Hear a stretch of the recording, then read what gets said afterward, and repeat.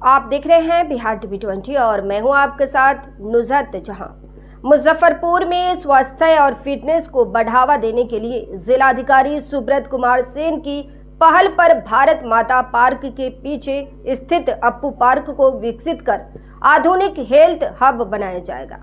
इस परिसर में ओपन जिम, बोटिंग, संगीतमय फाउंटेन और जीविका समूह द्वारा संचालित दीदी की रसोई की सुविधा होगी।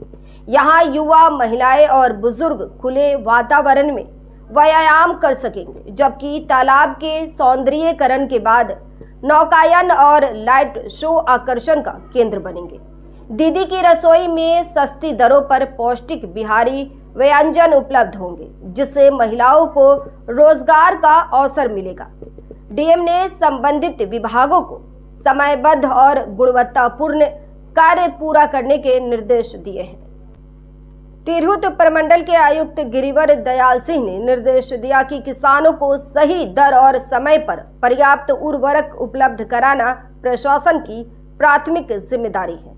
समीक्षा बैठक में सभी जिलों को कंट्रोल रूम स्थापित करने, खाद्य दुकानों के औचक निरीक्षण, स्टॉक रजिस्टर जांच और किसानों से सीधा फीडबैक लेने के निर्देश दिए गए। विशेषकर सीमावर्ती जिलों पूर्वी चंपारण, पश्चिमी चंपारण और सीतामढ़ी में यूरिया की कालाबाजारी रोकने हेतु विशेष निगरानी होगी। आयुक्त ने स्पष्ट कहा कि किसानों को किसी विशेष उत्पाद की खरीद के लिए बाध्य नहीं किया जाएगा और निर्धारित दर से अधिक वसूली पर सख्त कार्रवाई की जाएगी। कृषि को राज्य की अर्थव्यवस्था की रीढ़ बताते हुए उन्होंने समय पर खाद्य उपलब्धता को सर्वोच्च प्राथमिकता बताया। या फिर खाद के साथ साथ अन्य सामग्रियां जैसे नैनो यूरिया या अन्य चीज़ों को भी लेने के लिए बाध्य किया जाता है। तो मैंने स्पष्ट रूप से निर्देश दिया है कि खाद का सटीक आवंटन रहे, खाद की उपलब्धता बरकरार रखी जाए ताकि किसानों को खाद की कमी ना हो। साथ ही साथ सही दर पर उनको जो है यूरिया मिले, और साथ ही साथ ये भी हमने कहा है कि यूरिया के अलावा जो अन्य उत्पाद होते हैं जैसे नैनो यूरिया या अन्य चीज़ों को किसानों को लेने के लिए बाध्य न किया जाए।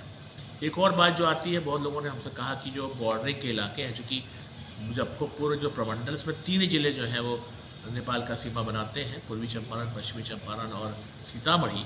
तो जो सीमावर्ती जिले हैं उनके जो सीमावर्ती प्रखंड हैं, तो मैंने ये भी कहा इसकी समीक्षा कर लिया जाए। ऐसा तो नहीं कि वहाँ पर ज़्यादा हमारे जो डीलर्स वहाँ पर नियुक्त कर दिए गए हों। अगर ज़्यादा डीलर नियुक्त किए गए क्या कारण हो, उसकी समीक्षा की जानी चाहिए। कुल मिलाकर के इस देश की जो यूरिया है उस देश में ही रहे, किसी प्रकार से कालाबाजारी न हो, और किसान भाइयों को सही समय पर जब आवश्यकता हो तब उनको जो है यूरिया मिल पावे। इसके लिए हम लोग जो है आज यहाँ पे काम कर रहे हैं, और मुझे विश्वास है कि किसान भाइयों को किसी प्रकार की समस्या का समाधान नहीं करना पड़ेगा। साथ ही साथ मैंने ये भी कहा है कि सभी जिला कृषि पदाधिकारी अपने स्तर पर अपने जिले में एक प्रकार से कंट्रोल रूम बनाएं, और उस कंट्रोल रूम का नियंत्रण जो है जिला कृषि पदाधिकारी के पास हो। साथ ही साथ हमारे जो क्षेत्रीय कृषि निदेशक हैं उसको भी इस प्रकार का सुपरविजन करेंगे कि किसी प्रकार से भी किसानों की जो समस्याएं आती हैं उसका त्वरित समाधान हो, ताकि सही समय पर और सही दाम पर हमारे किसान भाइयों को यूरिया मिल सके। सर, कभी कभी ऐसा देखा जाता है कि यूरिया का अदर यूटिलाइजेशन जो है, अवैध तरीके से जो यूटिलाइजेशन है वो ज़्यादा होता है और किसानों तक नहीं पहुंच पाता है। बिल्कुल आप सही कह रहे हैं, इसे यूरिया की कालाबाजारी हम लोग बोलेंगे। तो यूरिया का प्रयोग किसान के खेत में आवश्यकता के अनुसार होना चाहिए। तो इसमें किसी प्रकार का विचलन, डेविएशन हम लोग जो है स्वीकार नहीं है। और आप जो कह रहे हैं उस पर भी हमने कहा है कि किसानों को, जो कि किसान तो रजिस्टर्ड हैं, तो कोई ऐसी बात तो नहीं, किसान जो भाई जो ले जाएंगे निश्चित रूप से वो जो है खेती में प्रयोग करेंगे। तो किसी प्रकार से भी यूरिया का डेविएशन ना हो। किसान भाइयों के लिए वो यूरिया है, वो खेती के लिए यूरिया है और खेती कार्य में प्रयुक्त हो। रेट को लेके भी बहुत समस्या। हाँ, कई बार सूचनाएं आती हैं किसानों से अधिक रेट लेना। मैंने इसीलिए कहा कि हम लोगों ने सभी जिला स्तर पर जो है कृषि पदाधिकारियों से कहा है कि आप एक नियंत्रण कक्ष बनाएं, और नियंत्रण कक्ष काम भी कर रहा है, उसमें और सुदृढ़ता की आवश्यकता है। तो मैंने इसलिए कहा है कि जो हमारे ज्वाइंट डायरेक्टर एग्रीकल्चर है प्रमंडल स्तर पर, वो प्रतिदिन इसकी समीक्षा करेंगे कि जो हमारे किसान भाई वहाँ पर अगर शिकायत कर रहे हैं तो शिकायतों का समाधान ठीक से हो रहा है कि नहीं।